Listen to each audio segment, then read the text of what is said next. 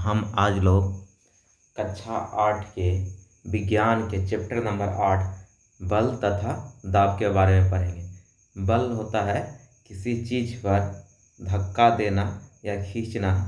किसी चीज़ को जब धक्का देते हैं तो उसमें बल लगता है, किसी चीज़ को खींचने में बल लगता है।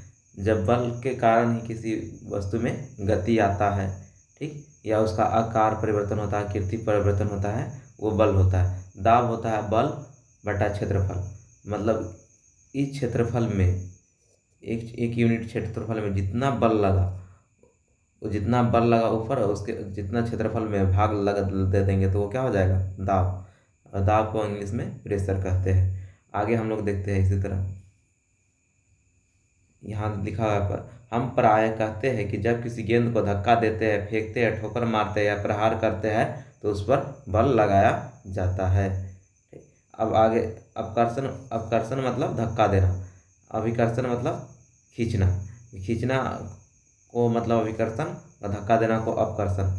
और बल लग जब किसी गेंद को धक्का दे रहे या पकड़ रहा है, खींच रहा है, वो सब क्या है, बल के द्वारा ही हो रहा है। वस्तु की गति में किसी प्रकार का परिवर्तन लाने का प्रयास कौन करता है, बल करता है। वस्तु की गति में किसी प्रकार के परिवर्तन लाने का प्रयास बल ही करता है। अब हम आगे देखें, प्रत्येक कार्य को अभिकर्षण खींचना या अपकर्षण धक्का देना अथवा दोनों रूप में व्यक्त किया जा सकता है। यह निष्कर्ष निकाल सकते हैं किसी वस्तु की गति में लाने के लिए उसे धक्का देना, अपकर्षित या खींचना, अभिकर्षित करना पड़ता है। ठीक। अब आगे पढ़ेंगे। विज्ञान में किसी वस्तु पर लगने वाले अभिकर्षण या खिंचाव अपकर्षण को बल कहते हैं। यही कहना चाह रहे थे, किसी वस्तु पर लगने वाले धक्का, अभिकर्षण या खिंचाव अपकर्षण को बल कहते हैं। अतः हम कह सकते हैं कि वस्तु द्वारा दी गई गति बल लगने के कारण होता है। यानी वस्तु में जो गति है वो बल लगने के कारण होता है। कोई बॉल आराम से रुका हुआ है, उसमें धक्का दिए, उसमें गति आ गया, धक्का देना ये क्या हुआ, बल हुआ। बल को हम इस तरह परिभाषित करते हैं, किसी वस्तु पर लगने वाले धक्के, अभिकर्षण या खिंचाव अपकर्षण को बल कहते हैं।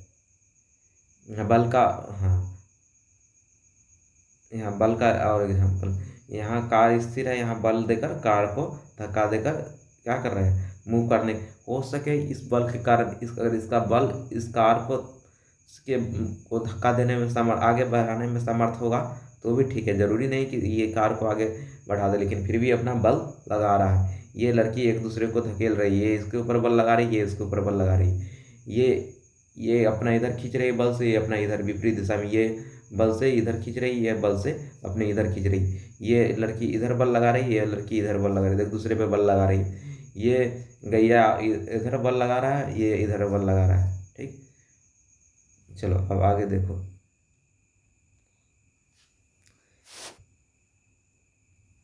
इन उदाहरण से हम निष्कर्ष निकाल सकते हैं कि बल लगाने के लिए हमें कम से कम दो वस्तुओं में अनन्य क्रिया होना आवश्यक है। जैसे यहाँ दो वस्तु हो गए, एक मानव और एक ये मानव और एक गाड़ी।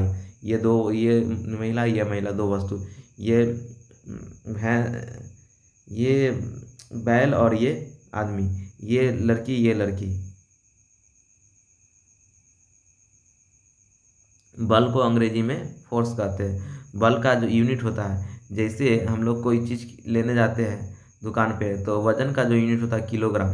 जैसे 1 किलो आलू, 1 किलो प्याज, चाहे 10 किलो आलू, चाहे 10 किलो प्याज, चाहे 5 किलो चीनी, जो भी लेते हैं तो वजन का किलो में मापते हैं। उसी तरह बल को मापने के लिए यूनिट होता है न्यूटन। 1 Newton, 5 Newton, 10 Newton. तो मान के चलो कि अगर 20 न्यूटन का हम फोर्स लगाया, ये गाड़ी है और ये 20 न्यूटन के नहीं, हाँ, नहीं आगे बढ़ रहा है, फिर 40 न्यूटन का फोर्स लगा दिए, ये गाड़ी क्या हुआ, आगे बढ़ने लगा। तो ये टोटल फोर्स इस दिशा में कितना लगा, 20 + 40 60 न्यूटन। अगर इस यही गाड़ी हम लिए एक, ठीक, अगर इस गाड़ी पर हम इधर से, गाड़ी नहीं मतलब एक, मतलब चार चक्का इस टाइप का लिए, रुका हुआ है, इधर से 20 न्यूटन का फोर्स लगा है, इधर से 100 न्यूटन का फोर्स लगा दिया, 100 न्यूटन का। तो ज़्यादा कौन है, ये कितना ज़्यादा है, 80। तो 80 न्यूटन का फोर्स किधर लगेगा, ऑल ओवर इधर, जिधर ज़्यादा इस दिशा में। तो वही वो कहा जाता है कि जब बल समान दिशा में लगता है तो क्या होता है, जुड़ जाता है, 20 + 40 60। जब बल विपरीत दिशा में लगता है तो घट जाता है, या इधर 100 न्यूटन इधर 20 न्यूटन, दोनों का अंतर 80 न्यूटन। अब इसी तरह देखेंगे यहाँ, इधर 60 न्यूटन का इधर 30 न्यूटन का बल, ठीक। अगर अगर इधर 60 न्यूटन का इधर 30 न्यूटन का लग रहा है तो नेट किधर लगा, 30 न्यूटन, इस 60 को हम 30 लिखे तो एक 30 न्यूटन से एक 30 न्यूटन खत्म हो गए। नेट कितना, 30 न्यूटन बल इस दिशा में लगा, किस दिशा में, तो इस दिशा में 30 न्यूटन का बल लगा। यहाँ एक्सप्लेन किया हुआ 60 - 30 न्यूटन का बल इस दिशा में लगा। एक और एग्जांपल से हम देख सकते हैं, जैसे ये ब्लॉक हुआ, ठीक, इस पे हमने बल लगा दिया, इस पे कितना बल लगा दिया, 100 न्यूटन का, और इधर से भी कोई आदमी इस पे 50 न्यूटन का बल लगा दिया, तो ब्लॉक, ये वाला ब्लॉक किधर मूव करेगा, आगे के पीछे, इधर मूव करेगा, कितना न्यूटन से के कारण, 50 न्यूटन फोर्स के कारण। क्यों, क्योंकि 100 न्यूटन लगा रहा है, 50 न्यूटन कट जाएगा, 100 - 50, अब फोर्स बच जाएगा कितना, 50, ये 50 न्यूटन किधर, इधर इस दिशा में, एक ही दिशा में, एक ही दिशा में लगाए गए बल जुड़ जाते हैं यहाँ। अगर ये यहाँ, अगर यही ब्लॉक रहता, यही ब्लॉक रहता, अभी बताया है ना, 100 न्यूटन का फोर्स लगाया है पहले से इधर, अगर इधर ही 50 न्यूटन का लगा दिए तो ये दोनों जुड़ जाएगा, टोटल फोर्स कितना लग जाएगा, 150 न्यूटन। अगर दोनों अलग अलग दिशा में लगेगा तो घटाएंगे, जैसे ये वाला एग्जांपल दिए थे, ये वाला उदाहरण, ये ब्लॉक वाला, ठीक, ये वाला उदाहरण, ठीक। और ये जब एक ही दिशा में रहेगा तो दोनों दोनों बल जुड़ जाएगा, विपरीत दिशा में रहेगा तो दोनों घट जाएगा। बल की प्रबलता प्राय इसके परिमाण कैसे मापी जाती है, ठीक।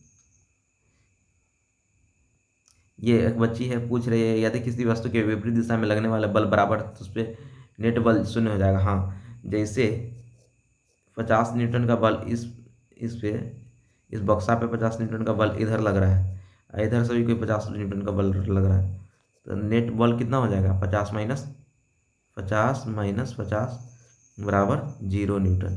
क्यों, क्योंकि दोनों बैलेंस कर दे रहा है, तो नेट बल कितना हो जाएगा, 0 हो जाएगा। बात सही है। चलो आगे देखते हैं। बल वस्तु की गति की अवस्था में परिवर्तन कर सकता है। बल वस्तु की गति की अवस्था में, जैसे कोई बॉल रुका हुआ है, उसमें को गति दी है तो बल लगाया तो उसकी गति में चेंज हो गया ना, मतलब चलने लगा, लुढ़कने लगा, रुका हुआ है, डंडा से भी मारे तो क्या हुआ, लुढ़कने लगा। देखो ये साक्षात एग्जाम्पल है कि बच्ची बल देकर ये ट्यूब वाले गरी को जो है लुढ़का रही है। और ये जो फुटबॉल में पेनल्टी किक मारते हैं, गेंद रुका हुआ रहता है, बल देते हैं तो चला जाता है गोलकीपर के पास, गोलकीपर बल लगाकर उसे रोक लेता है। तो ये बल लगा ये रोकना भी बल लगाना हुआ, और जो किक मारे वो भी बल लगाना हुआ। यहाँ यही बात इसके बीच में दिया हुआ है। चलो आगे।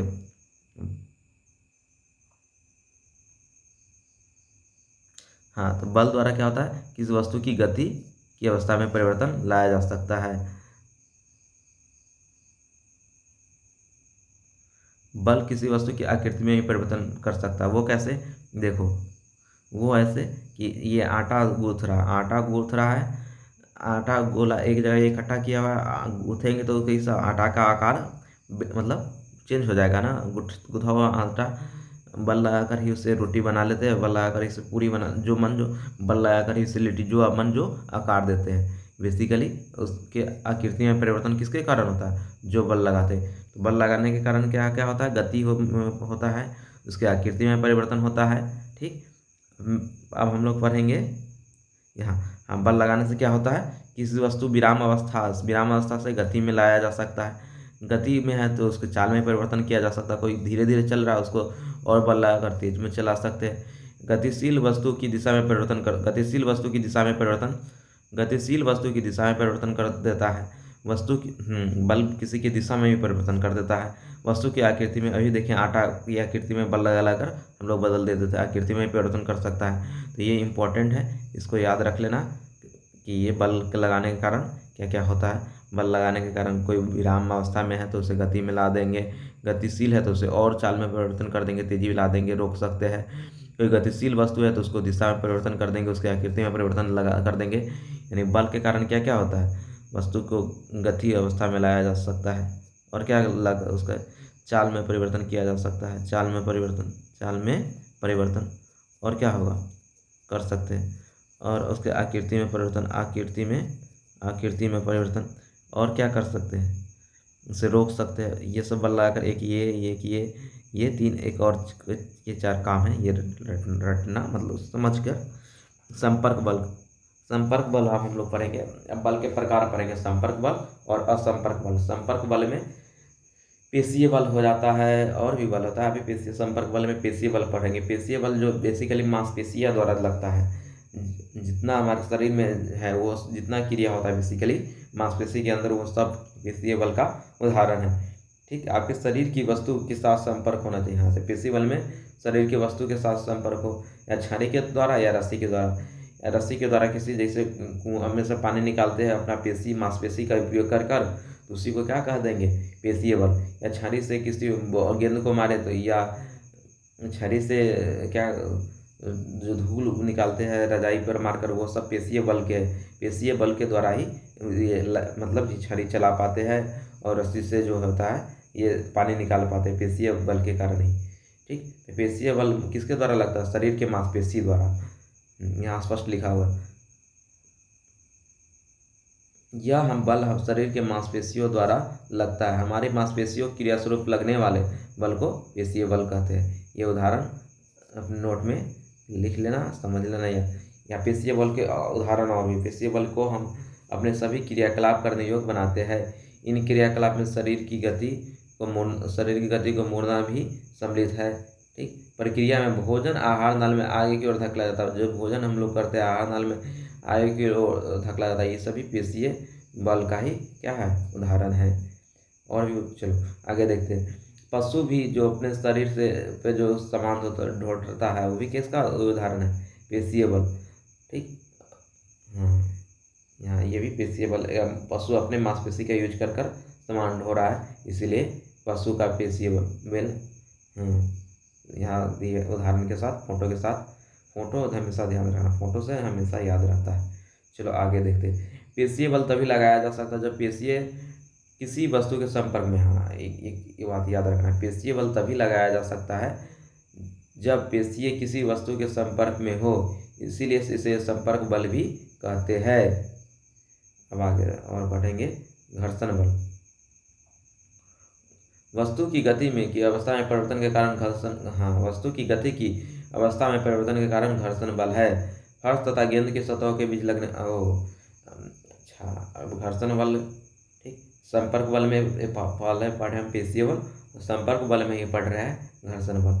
संपर्क बल में पहले पेशीय बल पढ़े, अब घर्षण बल। घर्षण बल बेसिकली होता है, जितना भी हम लोग जो चलते हैं रोड पे, घर्षण के कारण ही चल पाते, नहीं तो हम लोग ढक जाते हैं। जैसे बॉल कोई चल रहा है और जाकर रुक जाता है, तो वो घर्षण के कारण ही हो रहा है।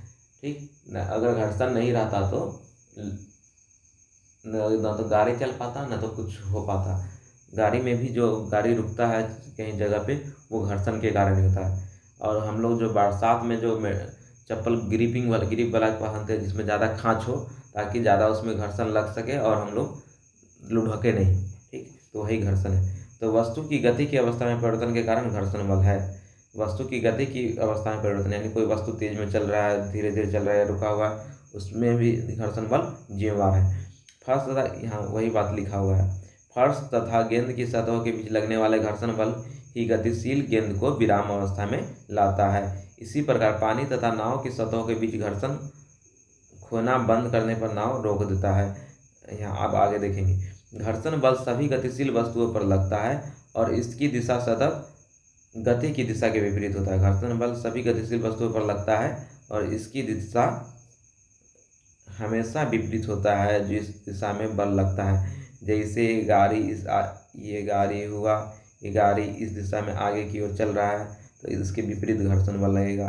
ठीक, यहाँ लिखा चुका है। ये गेंद ये गेंद जो है इधर भाग रहा है, इधर बल लगा है, इधर आगे की ओर भाग रहा है ये चक्का चाहे गेंद, तो इसके विपरीत घर्षण बल इधर लगेगा, घर्षण बल इधर लगेगा, इसके विपरीत लगता है। बल के विपरीत घर्षण बल लगता है। यहाँ लिख दिए हुए भी है, घर्षण बल लगाए गए बल के विपरीत दिशा में लगते हैं। घर्षण बल के कारण ही वस्तु विराम में आती है। ठीक, अब असंपर्क बल। अब घर्षण बल में भी वस्तु संपर्क में था। संपर्क बल के दो उदाहरण पढ़ लिए, पेशीय और एक घर्षण। ठीक, अब असंपर्क बल में मतलब दोनों वस्तु एक दूसरे के संपर्क में नहीं हो, एक दूसरे के दूर हो, उसे क्या कहेंगे? असंपर्क बल। असंपर्क बल में हो गया एगो चुंबक यहाँ, एगो चुंबक यहाँ, एगो चुंबक दूर से दूसरे चुंबक पे बल लगा देता है। बच्चा में जैसे चुंबक से तुम लोग खेलो होगे, एक चुंबक दूर रखते, एक चुंबक इधर, एक चुंबक दूसरे चुंबक को जैसे से धकेलते बिना छुए हुए ही, मतलब एक चुंबक दूसरे चुंबक पे बल लगाकर धक्का देकर आगे खिसका देता है। तो वो बिना छुए हुए जो बल लगता है एक दूसरे को, उसी को कहते हैं असंपर्क, बिना संपर्क में आए हुए। मतलब न संपर्क, मतलब बिना संपर्क में आए हुए लगा बल, वो असंपर्क बल कहते हैं। जिससे एक चुंबक दूसरे चुंबक को दूर से ही धक्का लगाते हैं। एक चुंबक दूसरे चुंबक पर बगैर संपर्क में आए बल लगा सकते हैं। चुंबक द्वारा लगाया गया बल असंपर्क बल का एक उदाहरण है। इसी तरह एक यहाँ कागज है, ये भी कागज से एक रगड़ा हुआ, हाँ ये स्ट्रो है, ये भी स्ट्रो है। एक स्ट्रो को क्या किए, कागज से रगड़ दिए, एक को नहीं रगड़ी। तो जो कागज से रगड़ दिए, एक को रगड़ा हुआ, एक को नहीं रगड़ा, तो एक दूसरे को खींच रहा है अपने। अगर एक ये वाला स्ट्रो यहाँ है, ठीक, अगर दोनों को कागज से रगड़ देते, इसको भी इसको भी, तो ये इसको इधर धक्का दे देता, मतलब ये स्ट्रो और इधर आ जाता, और ये कागज वाला स्ट्रो यहाँ रहता, यानी दोनों और दूर दूर भागता। दोनों अगर स्ट्रो को कागज से, दोनों स्ट्रो को कागज से रगड़ देते, दोनों दूर दूर भागता। जबकि एक स्ट्रो को अगर कागज से रगड़े, एक स्ट्रो को नहीं रगड़े, तो एक दूसरे को अपने ओर खींचेगा। यहाँ हम देखेंगे, यहाँ देखेंगे ये जो चुंबक है, चुंबक वाला उदाहरण, चुंबक कब एक दूसरे को अपने ओर खींचता है और कब एक दूसरे को अपने ओर धक्का देता है। चुंबक में होता है दो ध्रुव होता है, एक दक्षिणी ध्रुव, उत्तरी ध्रुव। इसमें भी देखो उत्तरी ध्रुव दक्षिणी ध्रुव, जब दोनों ध्रुव एक ही ओर, इधर उत्तर ध्रुव है, इधर उत्तर ध्रुव है, जब दोनों ध्रुव एक दूसरे की मतलब नज़दीक हो तो एक दूसरे को धक्का देगा। ये वाला ध्रुव इधर, ये वाला ध्रुव इधर बल लगाएगा, ये वाला ध्रुव इसको इधर धक्का देगा। तो जब उत्तर ध्रुव मिलेगा तो एक दूसरे, दोनों का दिशा में एक दूसरे धक्का देगा। जब दोनों यहाँ उत्तर ध्रुव और इधर दक्षिण ध्रुव रहेगा, तो ये वाला ध्रुव जो है, ये दक्षिण ध्रुव इसको खींचेगा उत्तर ध्रुव को अपने को, और ये उत्तर ध्रुव जो है दक्षिण ध्रुव को इधर खींचेगा, यानी एक दूसरे को खींचेगा। जब ये जो है, जब इधर उत्तर ध्रुव रहे और इधर दक्षिण ध्रुव रहता है, ये दोनों चुंबक खींचेगा एक, और दोनों ध्रुव एक ही ओर रहे तो एक दूसरे को धक्का देगा बीच। तो ये तो जब धक्का देगा तो दोनों के बीच का दूरी बढ़ेगा, दोनों चुंबक के बीच में। और जब खींचेगा एक और, तो दोनों के बीच की दूरी, दोनों चुंबक के बीच की दूरी क्या होगा, कम होगा।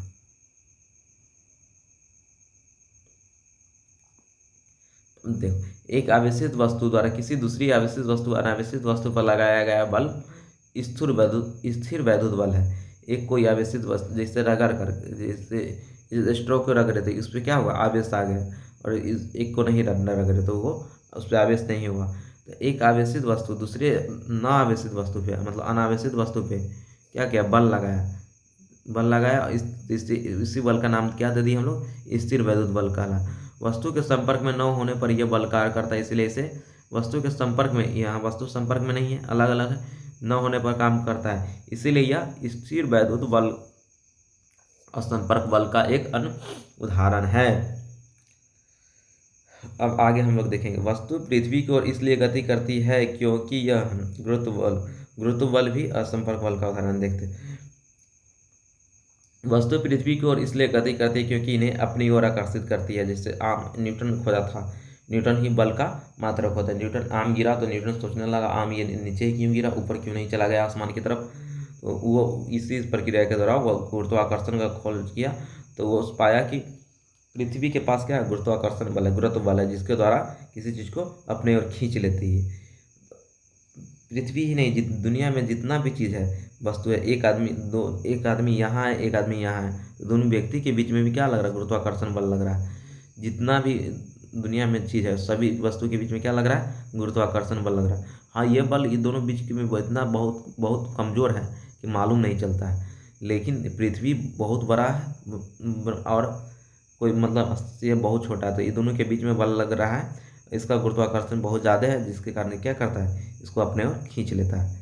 ठीक, अब हम लोग दाब के बारे में पढ़ेंगे। दाब क्या होता है, बल, बल जता जिस क्षेत्रफल पर ये बल लग रहा है उससे भाग लगा देंगे, ये दाब हो जाएगा। ले माने के चले कि ये वर्ग है, ठीक, कितना यूनिट का, 10 × 10, तो इसका क्षेत्रफल क्या हो गया, 10 × 10 कितना हो गया, 100, कितना हो गया क्षेत्रफल, 100। हम मान लिए इस पर बल लगा दिए कितना, 500 न्यूटन, कितना न्यूटन का, 500 न्यूटन का बल लगा दिए, कितना न्यूटन का बल लगा दिए, 500 न्यूटन। अच्छा, ये क्षेत्रफल कितना हो गया इसका, 100, तो 100, हाँ 500 न्यूटन का बल लगा दिए, 100 के क्षेत्रफल हो गया, तो कट के कितना हो जाएगा, 5, 5 यूनिट दाब, 5 यूनिट दाब। दाब कितना निकला यहाँ, 5। चलो आगे देखते हैं। शरीर पर हम लोग जो बोझा उठाते हैं तब अच्छा एक चीज़ देखना कि अब कैसे क्षेत्रफल पर डिपेंड करता है वो भी हम बताते हैं। जैसे ये कुल्ली जो है उठा रहा है ना, तो यहाँ देखो गमछा लपेट लिया, गमछा इसलिए लपेट लिया तो कि चूँकि क्षेत्रफल बढ़ा दे, क्षेत्रफल बढ़ा देगा जिससे उस पर बल कम लगेगा, मतलब दाब, उसके सर पे दबाव कम लगेगा, यानी दाब कम लगेगा। तो समझ में आया, दाब का है क्षेत्रफल निर्भर करता है। इसी तरह हम देखें कि कांटे का जो कील होता है नुकीला होता है, मतलब अगर इस नुकीला कील से अगर कांटे को इस बक्सा में ठोके तो ही क्या हो जाएगा, तुरंत मतलब इसमें छेदा हो जाएगा ये पटरी में, और मतलब ठोका जाएगा। लेकिन कांटे के कील को अगर यहाँ चौड़ा कर दे, इसका मुंह चौड़ा कर दे, कांटे के कील को यहाँ ही मुंह चौड़ा कर दे, फिर ठोके, तो क्या ये ठुका पाएगा, नहीं, ये नहीं ठुका पाएगा, ये ठुका जाएगा। क्यों, क्योंकि इसका चौड़ाई बढ़ गया ना, चौड़ाई बढ़ गया मतलब तो चौड़ाई बढ़ गया, दाब बढ़ गया, इसको बहुत ज़्यादा एक्सट्रीम दाब लगाना पड़ेगा, बहुत ज़्यादा ठोकते ठोकते, तब लास्ट में जाकर थोड़ा धंसेगा, वो भी ठुकाएगा नहीं। लेकिन ये कील वाला कांटी क्या होगा, ठुका जाएगा। क्यों, क्योंकि इसका क्षेत्रफल जो बहुत नुकीला है, बहुत कम है, यानी दाब, उस वस्तु पे दाब अधिक होगा जिसका क्षेत्रफल क्या होगा, कम होगा, कम से कम क्षेत्रफल होगा तो दाब अधिक से अधिक होगा, और ज़्यादा बल लगेगा तो भी दाब अधिक होगा। यानी दाब जो है, दाब डायरेक्टली प्रोपोर्शनल किसके हो गया, बल के। यानी दाब बल बढ़ाएंगे तो उस पर इसके ऊपर समान बल डालते रहे इस व्यक्ति के ऊपर, तो क्या होगा, इसके ऊपर सर के ऊपर दबाव लगेगा। लेकिन वही लंबा चौड़ा पगड़ी बांध दे, हाँ, दाब फिर इन्वर्सली प्रोपोर्शनल, मतलब इन्वर्सली प्रोपोर्शनल किसके हो जाता है, क्षेत्रफल के। इन्वर्सली प्रोपोर्शनल कहने का मतलब ये हुआ कि अगर इसका क्षेत्रफल बढ़ा दे, अगर इसका क्षेत्रफल बढ़ा दे तो दाब क्या होगा, घट जाएगा, उल्टा रिलेशन। अगर इसका क्षेत्रफल घटा दे तो दाब क्या हो जाएगा, बढ़ जाएगा। अगर इस आदमी का पगड़ी का क्षेत्रफल पगड़ी इसीलिए बांधा है ताकि इसके बीच और इस दोनों वस्तु के बीच में इसका क्षेत्रफल बढ़ जाए। जैसे क्षेत्रफल बढ़ जाएगा तो इसके माथा पे दाब कम लगेगा, यानी दाब कम हो जाएगा। यानी अधिक क्षेत्रफल वाला चीज़ दाब को क्या करता है, कम कर देता है। अब आगे देखेंगे, वही कील वाला एक उदाहरण है, ठीक।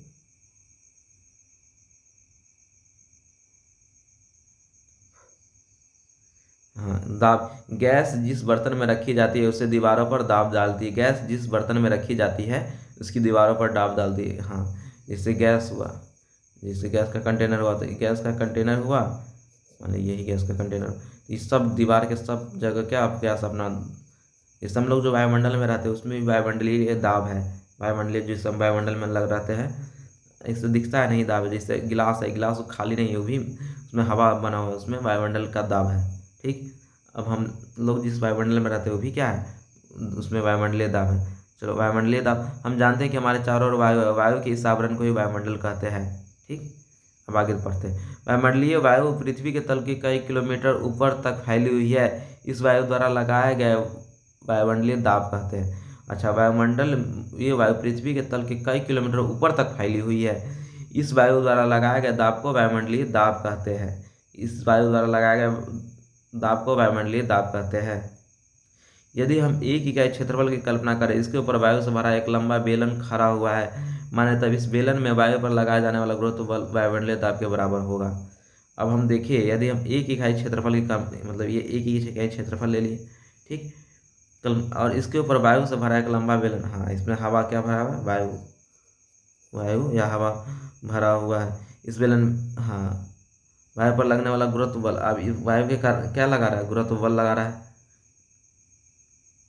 हाँ एक इस वायु गुरुत्व बल लग रहा है, ये वायुमंडलीय दाब के बराबर होगा। ये किसके बराबर होगा, इकाई क्षेत्रफल वायु स्तंभ पर लगने वाला गुरुत्व बल वायुमंडलीय दाब के बराबर होगा।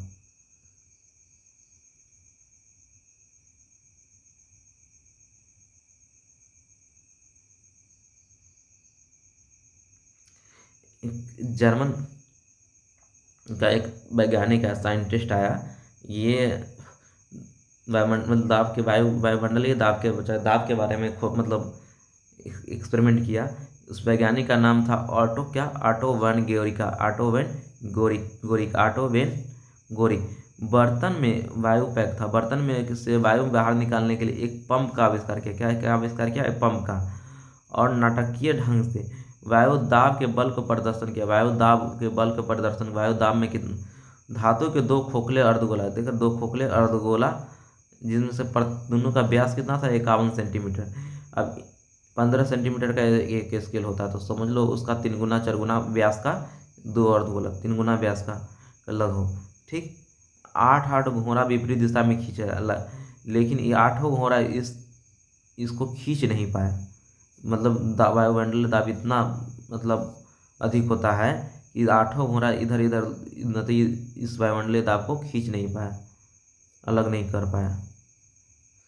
चलो एक बार शॉर्ट फॉर्म में देखो, बल धक्का देना, बल बेसिकली धक्का देना, अपकर्षित या खींचना, अभिकर्षित करना होता है। बल दो वस्तुओं के बीच अनन्य क्रिया के कारण लगता है। बल परिमाण तथा दिशा दोनों होता है। बल में परिमाण तथा दिशा, परिमाण जैसे हम बताए थे न्यूटन, 5 न्यूटन, जैसे इस दिशा में बल लगा। किसी वस्तु के चाल में परिवर्तन अथवा गति में दिशा में परिवर्तन अथवा दोनों में होने वाला परिवर्तन का अर्थ इसकी गति की अवस्था में परिवर्तन होना है। वस्तु की चाल में परिवर्तन अथवा गति की दिशा में, वस्तु अगर चाल में परिवर्तन, पहले रुका हुआ था तेजी में चलने लगा, और उसका गति में परिवर्तन, गति की दिशा में, हाँ पहले इधर चल था अब इधर मुड़ गया, इसका दिशा चेंज हो गया, इसका स्पीड बढ़ गया, ठीक। तो ये सब बेसिकली बल के कारण, इसकी गति के, हाँ गति की अवस्था में परिवर्तन, ये सब बेसिकली बल के कारण होता है। चलो आगे, किसी वस्तु पर लगने वाला बल गति की अवस्था में अथवा उसके, हाँ बल के कारण गति की अवस्था परिवर्तन, रुका हुआ था चालू तेज हो जाएगा, उसके आकृति में परिवर्तन हो जाएगा।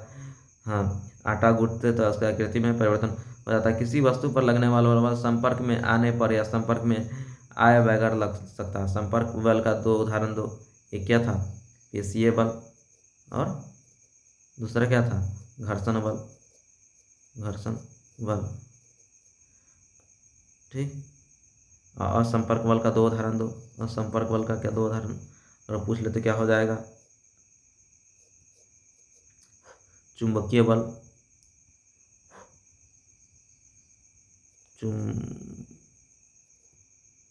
चुंबकीय बल, चुंबकीय बल, और एक और था, याद करो, संपर्क बल का उदाहरण जो बिना संपर्क में आए, स्थिर वैद्युत आकर्षण, स्थिर वैद्युत आकर्षण वाला यही था ना।